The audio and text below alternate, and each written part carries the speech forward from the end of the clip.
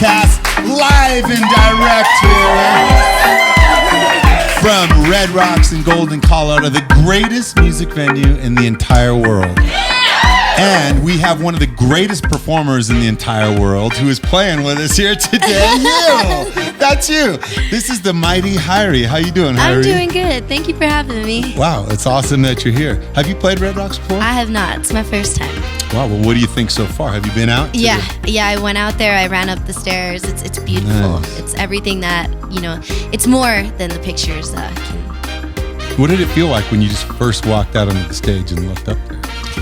Very humbling. I mean, we're so small compared to this vast, Okay. and not just being, a music venue, but just having it be nature, like having it be provided by nature and seeing, was it Shiprock and then Creation on the other side, the two big rocks.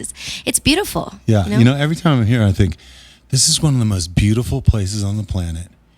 Why the hell did they build a music venue here? And then I quickly think, this is one of the most beautiful places on the planet. Thank God they built a music venue here. And I'm just blown away. Like every time I come in here, it's like, have you ever been to a professional baseball game? And you walk out and you see the field and it is so green and it's just like this huge stadium. And I get that feeling times like 1,000 when I come here. Just for what you said, it's like it's natural beauty. Absolutely. It's like a holy place. It's like a shrine here. So people here, some people might know who you are who are listening, others might not. So tell us where you're from, or where do you live now, I should say. Yeah, I'm based in San Diego with my band, and I'm originally from Hawaii, Oahu. Were you born there? No, I was born in the Philippines, and then I was raised in Italy for the first 9 years of my life. And then I moved to Hawaii when I was in third grade until I graduated. Nice. So let's talk about that. Italy. What do you remember from Italy? Like, tell me your first memory in your life. Like, what's the first Probably being surrounded by so many people. I just always remember, every dinner and every festivity was just, there was always a lot of people. There's always a lot of laughter. Dinners were not quiet, they were just loud. And so I grew up with like a very loud environment. And that's, to me, something that I hold dear. And I still try and always have a lot of people around and try and vibe off of that, Nice. Was that and the food, obviously. Of course. Yeah. Was that your immediate family that was big and loud, or how many people are in your immediate family? In my immediate, it's three of us. But Mom, there was dad, just and always, sister. they always had posse, always extended exactly. family. We lived with above like a home, and we had Italian neighbors. So I grew up speaking Italian and English at the same time, and even though I lost the Italian, unfortunately, it's in there somewhere. Yeah. So we always had a lot of Italians around us, and Italians are just known to be loud and expressive, and wine and food and just happiness. Nice. And so that's something that I live by. And how did your parents end up there? Or where are they from originally? My dad, he's from England, and my mom's from the Philippines, but they met and moved to Italy, and he worked for the UN. Okay, wow. Yeah. And so did you bounce around a lot after Italy, or did you just move straight to Hawaii from there? We moved straight to Hawaii from there, and I stayed out there From 9 years old? Okay. So in your house, you said there was a lot of like just loud energy, people, food, drink happening all the time. Was there also music in your house? Yes, lots of music. In fact, I passed a poster that said that the Gypsy Kings played here, and Gypsy Kings are one of my favorite. My dad always played the Gypsy Kings, and lots of music. And being that he worked for the UN, we always had really different people come over, different colors, ethnicities, languages, lots of language barriers, but food, wine, music was always just the language of my family. And was it just on the stereo, or did your family play instruments and sing? Or? My dad, he's self-taught, plays guitar, and my mom plays a bit, and she did a lot of singing too. Wow, nice. So did they sing all the time in the house? Was it just like, we're cooking, we're singing, we're playing? Definitely. Did a lot of, post-dinner shows at the house. And at what point did you get into music? From when I was very little. Like how old? Maybe like 3 or 4. Whoa! When did you write your first song? Oh. Or did you write songs when you were young? Yeah, but maybe when I was, what would you say, like 7th grade. 7th grade. And what was it? What was it about? Oh, typical 7th grade heartbreaks. That's good. Do you remember it? I do remember it, yeah. Can you sing a little for us? All right, let's see. So, He tells me that he'll make me smile twice more. You made me cry. And he tells me that he'll grow a rose 3 times. You made them die. But every time I close my eyes, I see you. And we are still together. I know in time I'll let you go, but the pain I think will never. But I'll keep a place for you in my heart. And in my head, though, we'll never, ever part, ever part. So don't you forget about the love, the love. It's not every day we get things from above, above.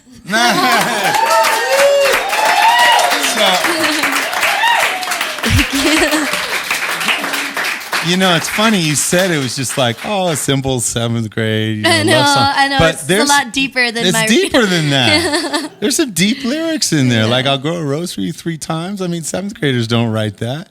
That's deep. Thanks. Yeah, I still have the lyrics. I still have the handwriting, and I wrote the dates. Yeah, I always wrote the dates on everything. What kind of music were you listening to at that time in your life? Ooh, gosh, you know. So in Hawaii, I mean, it was mostly whatever was on the radio. Mm-hmm. I did a lot of. What did you gravitate to?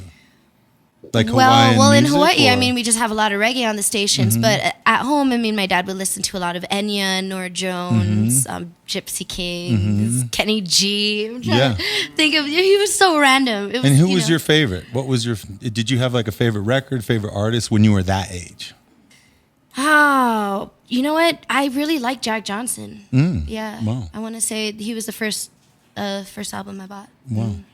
That's cool. Jack's a great artist and a great storyteller. That's what I love about Jack, is that his songs are like, you can close your eyes and they just paint a picture for you. Exactly, you know. And that song that you just sang, it did that for me. So Oh, thank you. I'll tell Jack you were listening. Hey. All right, we're going to open up the audience. Anybody here have any questions for HIRIE? Just blurt them out. Raise your hand.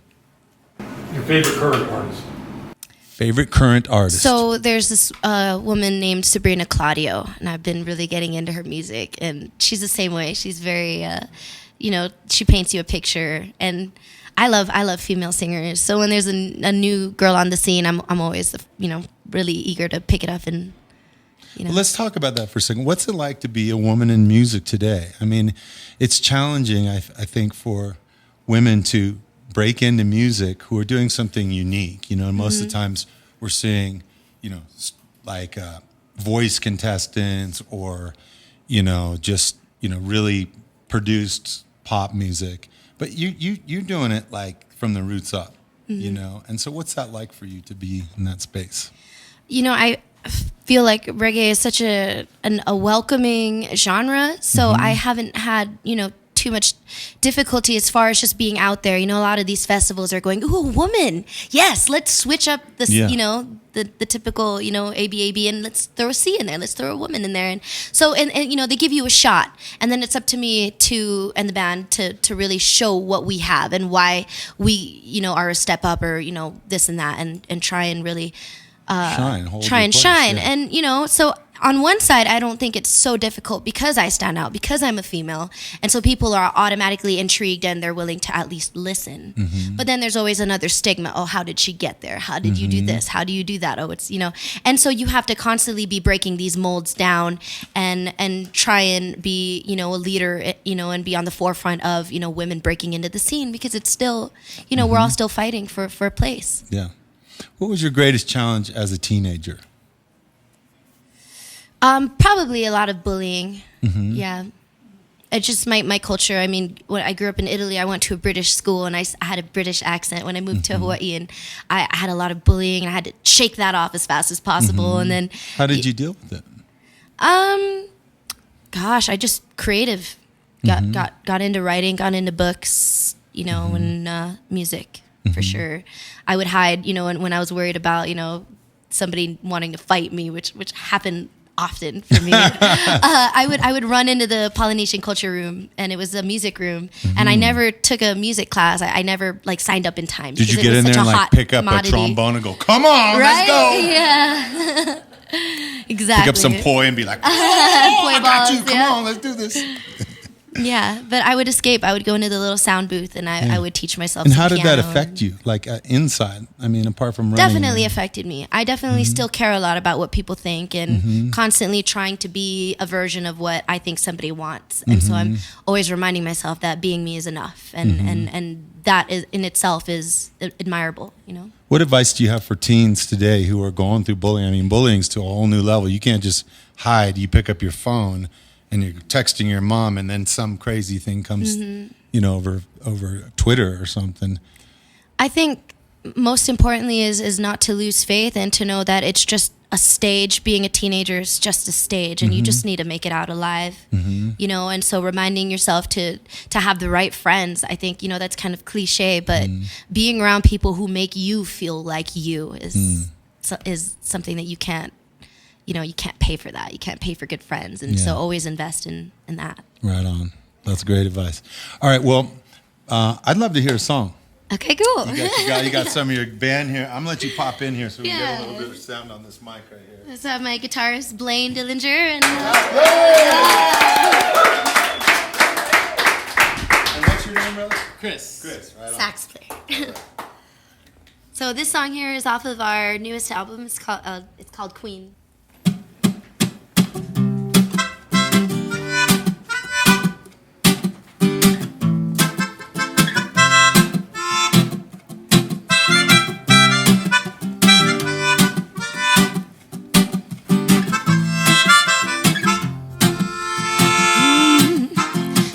It all down for me. You could tell me what's wrong, what's right, when every single night I'm left hanging inside. We could do it one time in the night, rhyme feeding on the moonlight, moonshine sipping, trying to get our head right. One time, two times, if you're feeling alright. Why you heated till the sparks fly, when everything could be alright. And if you're feeling so high, why you pacing to the sunrise? We'll be sinking and it's alright, alright, alright. I wanna let you inside, wanna tell you I'll fight for you. I've been giving my all, but I only get half of you. Now let me get it all out, 'cause I'm tired of feeling blue. I wish you well and goodbye to the man I never knew. You'll be coming home to an empty bed, a king on a lonely throne. And I'll be moving on, yes I will love again, the kind of love we could never know. Now is it safe to say I was your only friend? 'Cause that only goes to show,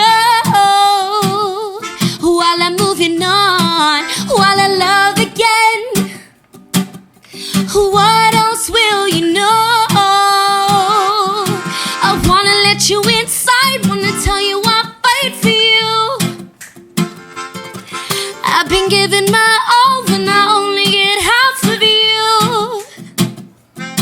Now let me get it all out, 'cause I'm tired of feeling blue. I wish you well and goodbye to the man I never knew, because I never knew you.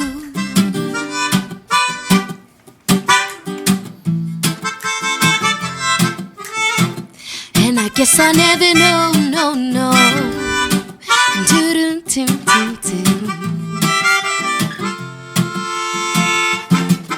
Wanna let you inside, wanna tell you I'll fight for you. 'Cause I've been giving my all, and I only get half of you. Now let me get it all out, 'cause I'm tired of feeling blue. I wish you well and goodbye to the man I never knew.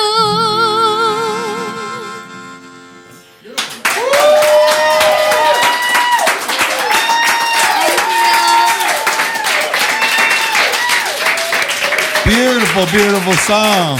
We got HIRIE here on the Stay Human podcast. And when did you write that? Ooh, about a year ago. Nice. Is it on a record that people can get right Wandering Soul. The All album right. is called Wandering Soul. Make sure we pick it up, everybody. And I'm going to turn it over to the audience again. Anybody else have another question? Like the music industry seems to have like a definition that makes you a success, and like all industries seem to have that kind of a definition. And when what you were talking about earlier about how you have to kind of do what's right for you and not paying attention to everybody else, when did you realize that you were successful in the industry that you loved?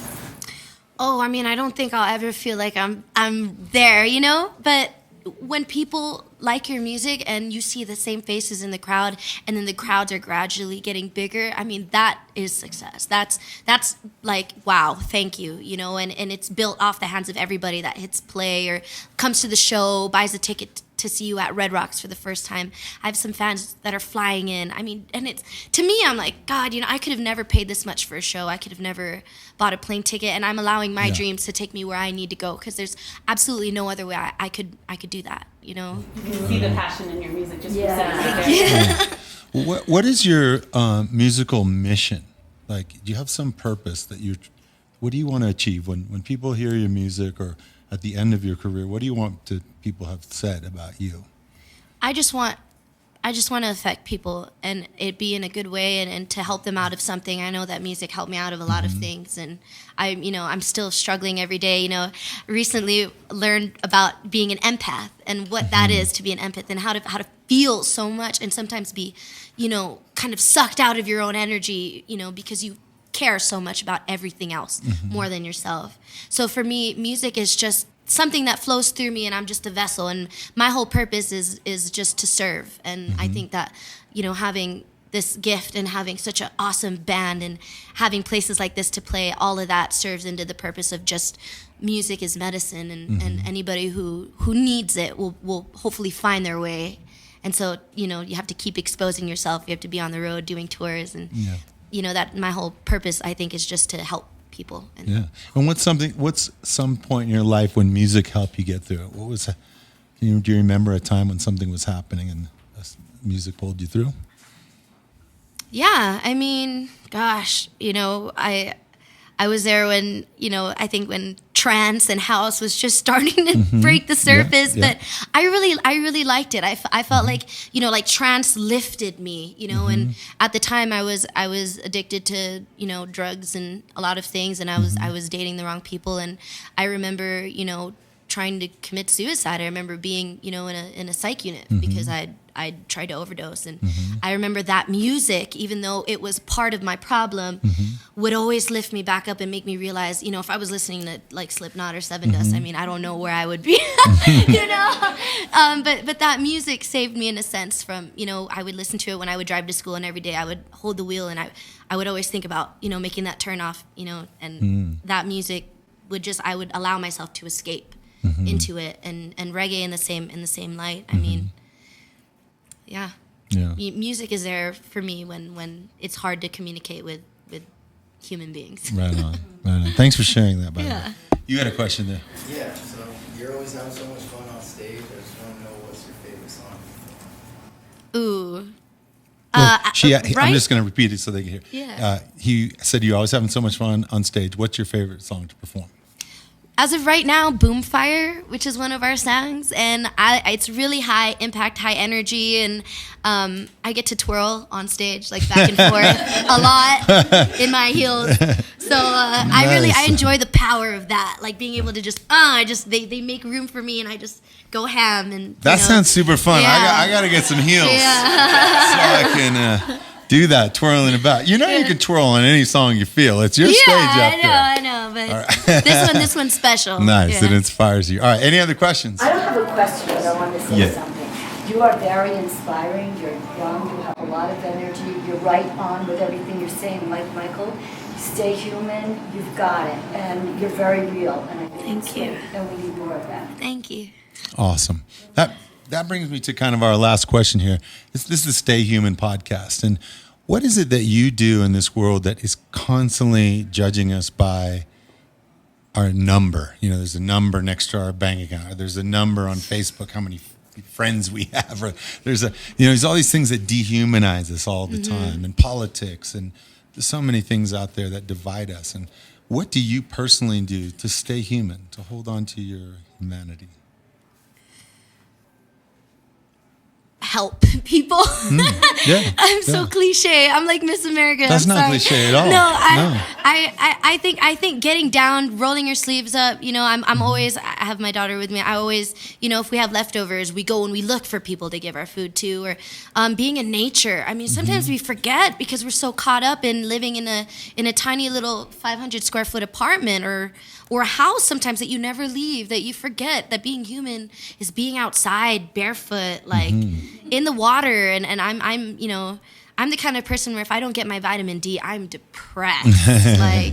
So I need the sun, I need the salt, I need the sand in my hair. That's me. Yeah. So being outdoors and then also for me, helping other humans through life. I mean, none of us have it easy, and the people who you think sometimes are the happiest people are not. And so you have to constantly be smiling and putting that outward, expression in the song that I have with Trevor Hall that he said he's going to do with me. So I'm so excited. It'll be our first time. It's called Good Vibration, and it's speak it to the earth, put it in rotation, be the vibe you seek, the good vibration. And constantly I remind myself that you have to be what you want, what you want to see in somebody else. You have to reflect, So.